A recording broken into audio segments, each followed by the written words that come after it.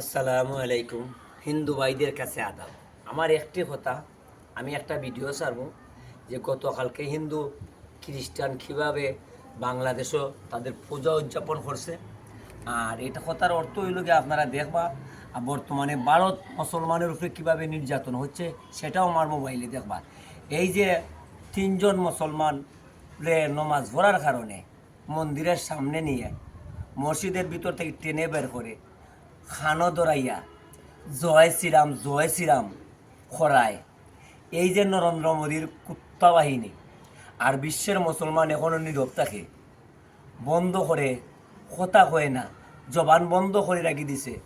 বিশেষ করে অনুরোধ করলাম চীন, পাকিস্তান এবং উত্তর কোরিয়া সহকারে তুরস্ক এগিয়ে আসতে হবে ওই ভারতের নরেন্দ্র মোদীর কুত্তা বাহিনীদেরকে ঠিক করার জন্য। আপনারা যদি ব্যবস্থা না নেন তাহলে বিশ্বের মাঝে মুসলমানের যে অস্তিত্ব, মান সম্মান কিছু থাকবে না। আমার কিছু নেই, যদি আমার হাতে টেন্ডি বা রাইফেল থাকতো তাহলে এই নরেন্দ্র মোদীর কুত্তা বাহিনীর